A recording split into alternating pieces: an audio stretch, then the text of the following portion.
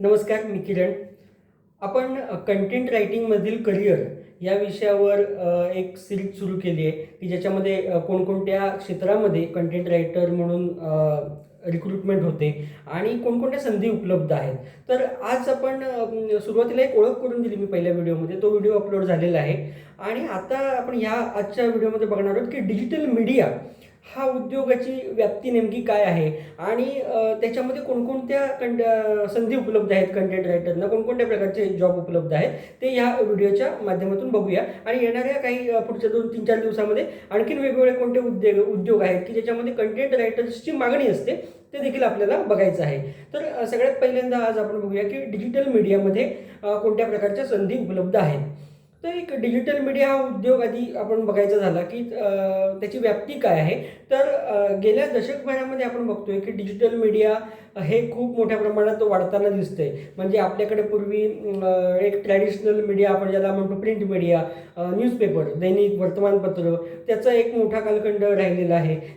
200 वर्षांचा त्याला इतिहास आहे. त्यानंतर गेल्या काही दशकांमध्ये एक टेलिव्हिजनचं एक प्रस्थ वाढलेलं आहे. किंवा आपण बघतो की काही एक चॅनल आहेत, अजूनही काही नव्याने काही चॅनल उभी झालेली आहेत गेल्या 1-2-3 वर्षामध्ये. तर हे जे आहे ना, एकीकडे हे ट्रॅडिशनल मीडिया आहे, तर दुसरीकडे गेल्या 1 दशकापासून आपण बघतोय की डिजिटल मीडिया वाढायला लागलेला आहे. म्हणजे काय, तर वेबसाईट असतील, वेगवेगळ्या वेब कंटेंट आहे, ज्याच्यामध्ये यूट्यूब चॅनल्स आहेत. तर अशा पद्धतीने आणि सुरुवातीला आपण बघितलं तर आपण मीडिया या दृष्टिकोनातून बघायला गेलं तर सुरुवातीला जे पारंपरिक समूह आहेत माध्यमांचे, मग आपल्याला जी ठराविक नावं आपल्याला माहिती असतील, जे महत्त्वाचे आत्ता सकाळ समूह असेल, लोकमत असेल, त्याच्यानंतर हे आपलं TV9 वगैरे टेलिव्हिजनमधली काही मोठी नावं असतील, तर ह्यांचे जे डिजिटल समूह आहेत. आणि गेल्या काही वर्षामध्ये, विशेषतः 2-3 वर्षामध्ये आपण बघतोय आणि अजूनही ते प्रमाण वाढताना दिसते की या व्यतिरिक्त अनेक जण या व्यवसायामध्ये आपलं स्थान निर्माण करू पाहत आहेत. आणि मी अलीकडे बघतोय की माझ्या टाईमलाईनवर एक 2-3 चॅनल मागे एक अशा प्रकारचे चॅनल बघायला मिळते जे नवीन सुरू झालं आहे, एक टीम म्हणून सुरू झालं आहे. तर अशा ह्याच्यामध्ये मोठ्या प्रमाणामध्ये कंटेंट रायटरची मागणी असते.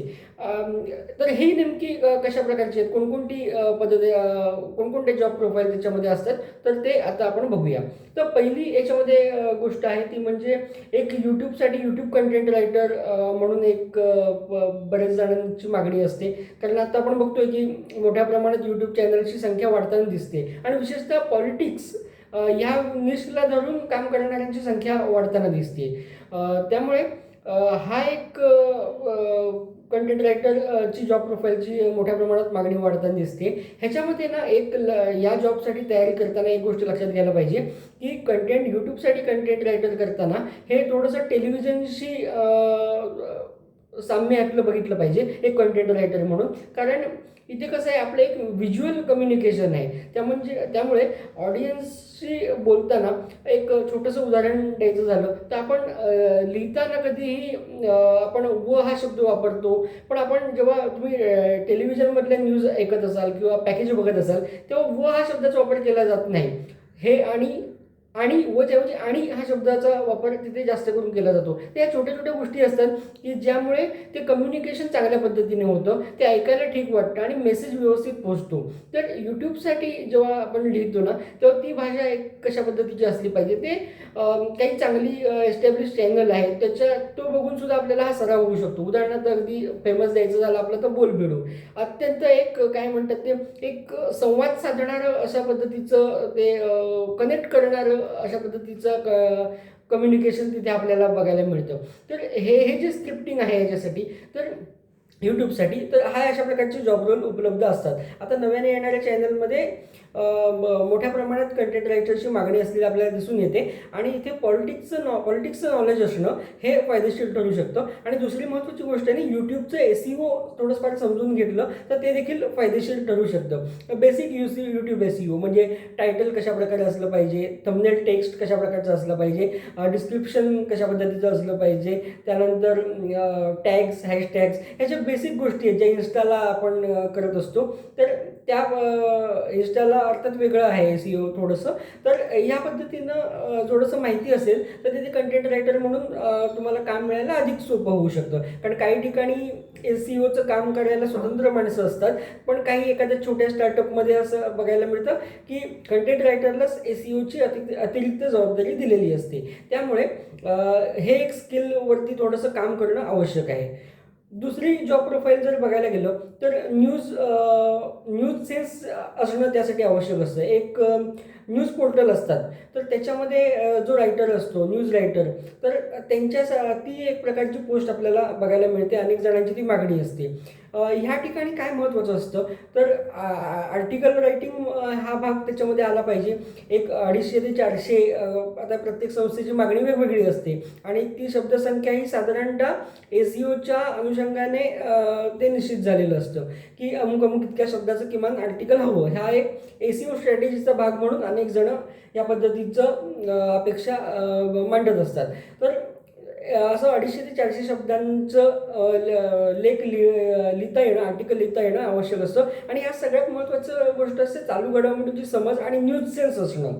विशेषतः पॉलिटिक्समध्ये आपण बघायला गेलं तर जास्त मागणी या प्रकारच्या पॉलिटिकल कंटेंटचं नॉलेज असणाऱ्यांना या ठिकाणी जास्त मागणी असलेली आपल्याला बघायला मिळते. त्यामुळे तुम्ही फ्रेशर म्हणून जर अशा प्रकारचा जॉब मिळवण्याचा प्रयत्न करत असाल तर हे फार गरजेचं आहे की थोडंसं पॉलिटिकल समज वाढवण्याचा प्रयत्न करणं. पॉलिटिकल लँडस्केप काय आहे महाराष्ट्राचं, कोण महत्त्वाचे नेते आहेत, त्यांचं महत्त्वाचे राजकीय पक्ष आणि एक साधारणपणे काय चालू महत्त्वाच्या घडामोडी राजकारणात सध्या सुरू आहेत, तर याचा अभ्यास करणं हे या जॉब प्रोफाईलसाठी महत्त्वाचं असतं. तर म्हणजे मी आत्तापर्यंत 2 गोष्टी बोललो, एक यूट्यूबसाठी कंटेंट रायटर आणि त्यानंतर आता जे बघितलं ते न्यूज पोर्टलसाठी. म्हणजे साधारणपणे आपण बघतो की वेबसाईटवर जो कंटेंट दिसतो आपल्याला टेक्स्टच्या स्वरूपामध्ये, तर त्यासाठी एक कंटेंट रायटर असतो. तो एक आपण प्रकार असं एक सोयीसाठी आपण वर्गीकरण केलं.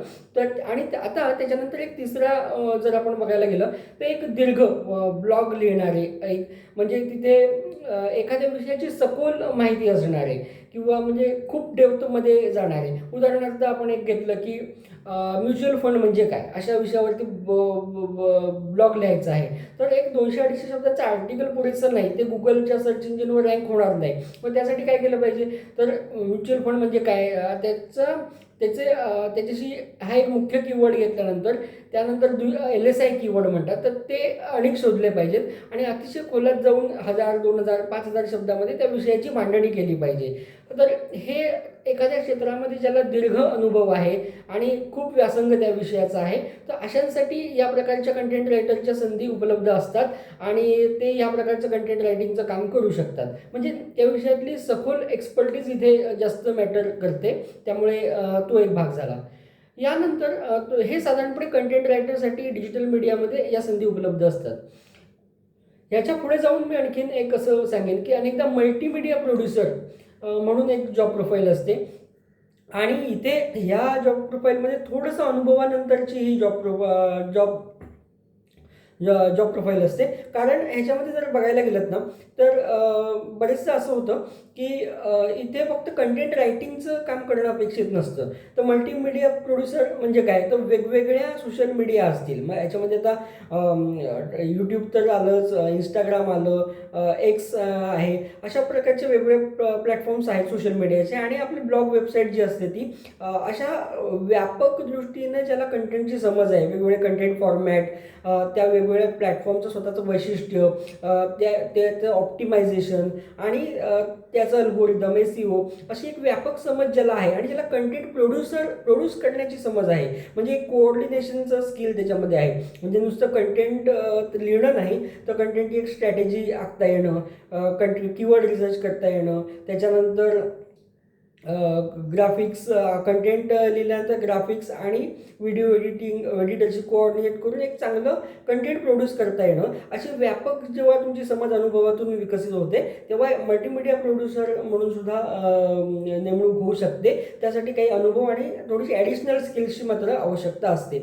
तर प्रामुख्याने डिजिटल मीडियामध्ये मला या 4 प्रकारच्या प्रोफाईल्स दिसतात की ज्याच्यामध्ये मागणी असते आणि त्या सगळ्यासाठी कशी तयारी करायची या वेगवेगळ्या पोस्टसाठी आणि त्या पद्धतीची जर तुम्हाला अधिक जाणून घ्यायचं असेल की ह्यासाठी मी अप्लाय कसा करू, सुरुवात कशी करू, किंवा तुमचे जे काही प्रश्न असतील, आता तुम्ही एखाद्या टप्प्यावर असाल, एखादं तुम्ही जाहिरात वाचली आणि तुम्ही अप्लाय करत असाल तर रिझ्युम कसा तयार करू, तुम्ही कोणत्याही टप्प्यावर असाल आणि जर तुम्हाला काही या संदर्भामध्ये शंका असतील, कशा इंटरव्ह्यू देऊ किंवा आणखीन काहीही, तर त्या मला कमेंटमधून निश्चितपणे विचारा.